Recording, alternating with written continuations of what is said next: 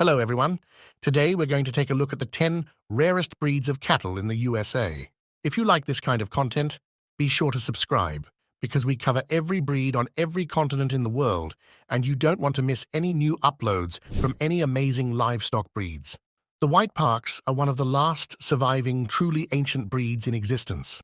They came directly from wild aurochs and wild cattle, and are some of the very earliest documented cattle in European history. They were never very popular in the 19th century, so their numbers weren't great to start off with. The Brits knew that they needed to get a handful of their prized historic cows out of the country when they were faced with the very real possibility of a Nazi invasion during the Second World War.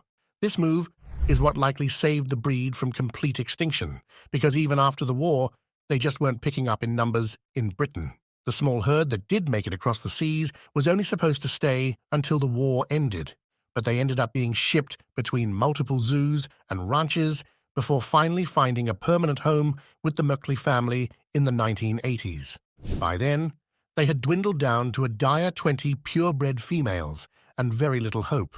The Merkley were wise enough to separate the purebred stock from the rest and managed to sell off breeding heifers to various parts of the country with the intention of creating breeding pockets to get their numbers up. In 10 years, they got the ancient White Parks up from 20 heifers to 200. The result was that in 3 short years, they managed to get them onto the market as a beef product. There are a few thousand of them around now, and even though they are still on the endangered list, the fact that there are enough to have market value has increased interest in them exponentially. The Lincoln Reds were developed in England in the early 1800s and were originally intended to be a dual-purpose breed, but increasing demand for higher production pushed them more toward meat-rearing purposes. But even though they matured fast, bred easily, and were very well suited to the colder and wetter northern climates, they just couldn't keep up with other cattle that were just a little better in those areas.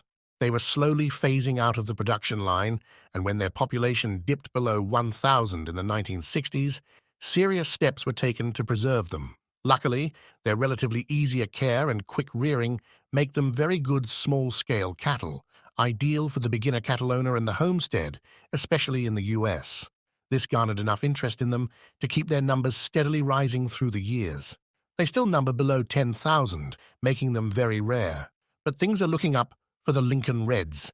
Kerry calves are native to Ireland. Their hardiness, excellent foraging capabilities, and the fact that they can produce a great amount of milk relative to their size were the reasons many Irish managed to stay alive during the potato famine and the many wars that have plagued their history. Even though their numbers shrank with the introduction of bigger production breeds of cattle, they managed to stick around in the background due to their value on small acreage operations. They've been hanging around the edge of worry since the 1950s, but by expanding their breeding pockets to the northern parts of the US, we've got their birth rates to rise by 500 new registered calves every year. Their rise in popularity among the northern US states that are so close to the wet climate of their native Ireland is predicting that they will step off the endangered list within the next 10 years or so. Corriente cattle stemmed from the Spaniards, who brought along their foraging cattle when they first landed. The Corrientes were especially well suited to forage even in the most severe droughts and unforgivable landscapes. They were so popular once that they had entire herds that were virtually feral, roaming the south and southeastern states of the US. Besides a small handful of hobby farmers that keep 1 or 2 for the novelty of it, Corrientes are almost solely found in the southern deserts of the US by small-scale farmers. Right now, they number somewhere below 5,000. But their high-quality meat and their outstanding foraging capabilities are being used to encourage farmers to keep and actively breed them. By catching their decline relatively early, we've kept them from going below the thousands. Renewed interest in their hardiness in rough terrain and seaman banks are the main factors that are driving the conservation of the Corriente cattle herds that still survive today. The Florida cracker was introduced to the swampy and hot climate of Florida because of their resistance to parasites in a time where there were no inoculations against the diseases that came with tropical areas. But they were also excellent for crossbreeding with other breeds, and they passed along those disease-resistant genes to breeds that already outstripped them in milk production and sheer size. Their own superior genes were their downfall when those offspring took their place on the market, And with the introduction of inoculants against parasites, even more breeds were able to step into the Everglades, sadly pushing the crackers even further down the food chain, when their numbers reached an all-time low of around 2,000 heads in the early 2000s. The Floridians stepped in and began their conservation efforts in earnest. Luckily, they are still popular among small-scale farms in Florida because of their hardiness, compact size, and that, as a working animal, they don't require a great deal of care or extra feed. That, coupled with the immense support from the state of Florida, makes the rare breed's future much brighter today than it did 20 years ago. There are now 3,000 pure Florida crackers registered in the state of Florida. Pineywoods and the Florida cattle came to be in the U.S. around the same time, and for the same reasons. They are multi-purpose cattle that are very disease-resistant, good at foraging, drought-hardy, and on the smaller and more manageable side.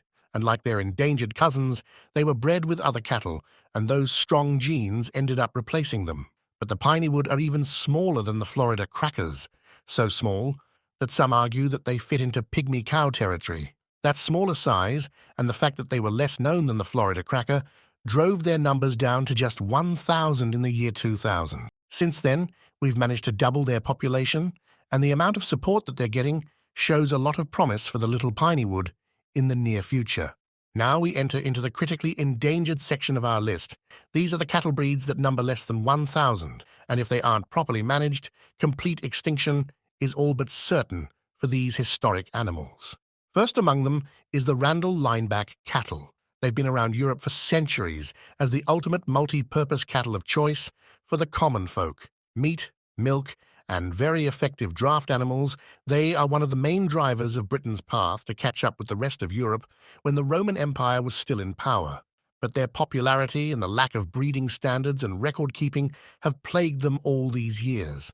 They were the most populous breed of cattle to keep all across Britain and all over Europe for hundreds of years, and quite frankly, the sheer amount of them running around decreased their value, and it was almost impossible to even try to establish a breed standard for them. It wasn't until the 1900s that they were even registered, and by then, irresponsible breeding was so rampant that as many as there were in Europe, less than 100 females were considered appropriate for breeding at all, and today, the standards for pure breeding stock aren't as strict as they usually are for other breeds of livestock.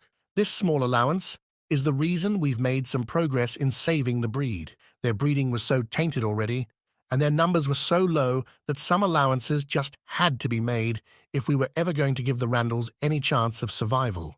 They've risen to around 300 breeding-grade cows, with a few hundred more that will be able to give birth to calves that will fit the breed standards. 1 or 2 more generations of Randalls, and we could very well have a few thousand of them gracing the fields again in no time. The Texas Longhorns have a fascinating history behind them. The Longhorns that came with the Spanish to the Americas were already used to open field grazing, and they adapted to the new environment very quickly. But when Texas passed from Spanish rule over to broader European rule, the Longhorns were left unchecked, and they were free to roam wild. They came into contact with other escaped cattle. Most of them were of the short-horn variety, and even with all of that mixed breeding, the genes for those majestic horns just kept being passed on and on. They are the only American breed of cattle that evolved into a distinct breed of their own with no human involvement. It was the Texans' pride in their trademark, long-horned cattle that kept them from being completely eradicated when higher production animals came in the 1900s. Their relative rarity, the good leather and meat they produced, and good old Texan patriotism are what kept them in the spotlight. But there wasn't ever much attention to detail when it came to their breeding, and they were mostly reserved for show rather than production. So their numbers steadily declined, and the rarer they became, the more expensive they were, causing even less interest in them. Right now, their numbers stand at just 800 pure heads left in the country. We can only hope that the state of Texas is taking the necessary steps to protect their trademark cattle from disappearing entirely. Milking Devon cattle is the reason we have to thank the existence of the Livestock Conservancy Organization, which manages breeds that are endangered in the USA today. When the Europeans started logging their livestock breeds in the 1960s, the US followed suit. But they had so much trouble even locating the milking Devon that was once so popular, it became clear that they needed to do what the Europeans did in these cases. They had to have a group that logged and policed breeds their numbers and breeding practices, and then they needed another organization entirely that spent all of its efforts just on preserving breeds that were in trouble, and for the same reasons, to preserve both the animals and the history that came with them. Devons came with the Pilgrims and was one of the very first cattle breeds to set foot in the New World. Like the name implies, they were very good milking cows, but they had the extra benefit of being one of the best draft animals that you could ask for, and they were such excellent foragers that they were the ideal animal to place in the newly discovered lands where infrastructure was still being established. Like almost all of the endangered species of livestock that we cover, they were just left behind when heavy machinery and faster maturing breeds entered the picture. If it weren't for their popularity in New England, they would have definitely died out. Like the longhorns, they hung on by sheer force of pride among the inhabitants of New England. Even with only 500 pure devons remaining in the county, breeding pockets are actively being set up, and their use as both a draft and a milking cow is being heavily marketed to increase interest in them. Unfortunately, the Dutch belted cattle were doomed to face struggles since they were conceived in the Netherlands in the 1600s. They were bred just so that they could have that uniform white belt around their middles.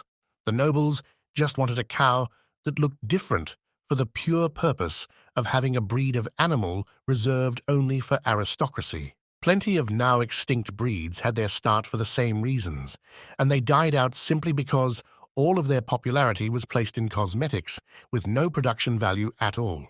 But the Dutch belted had a little luck. They came with very good quality milk and lots of it. Even when the fad of breeding purely for show died off, they managed to stick around long enough that some found their way to the USA. The Dutch were furious that their prize breed made it out of the Netherlands, but as their prize breeds were slowly starting to dwindle in numbers on their home soil, it would be those castaways who saw to it that we might just have some hope of saving the breed. When there were only 4 herds left in the Netherlands in the 1970s, they called on the semen stocks that were frozen in the US to help pick up the Dutch belted's numbers. But it's been an uphill battle. There are just more productive milking cows out there. Even if the Dutch belted has some of the richest milk among all of the milking breeds, the lack of diversity and the fact that there are so few of them have made it very hard to validate any real interest. There are only 446 breeding stock on the register in the US today. And these are only the endangered breeds here in the USA. There are hundreds, if not thousands of breeds out there that are in serious trouble. They all hold a great deal of value and deep roots in the history of their countries of origin. Most of them are perfectly suitable for large and small-scale farming, but we've driven them to the very edge of extinction by introducing animals that are short-lived, disease-riddled, and bred for the sole purpose of cramming them into inhumanely small enclosures. For the sake of numbers, we've given up quality and durability, and we've traded our oldest and most loyal livestock for that lesser quality. At least we can count on those that dedicate all of their time, energy, and attention to bringing back these ancient and marvelous breeds. 60 years ago, the endangered livestock list was 3 times as long as it is today. Sure, we've had to say goodbye permanently to a few of them, but we've brought back many, many more than we lost, and we're sure to bring back even more in the future. And what about you guys at watching at home?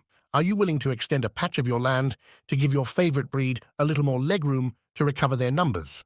Or are you here because you support the incredible people who are putting everything they've got into protecting a little bit of history? Let us know in the comments below. And don't forget to leave a like and subscribe to the channel. Every bit of engagement helps us keep the lights on over here, so we can keep bringing you the pasts and the futures of all of the livestock that have been with humanity since the dawn of agriculture. Until next time, cheers.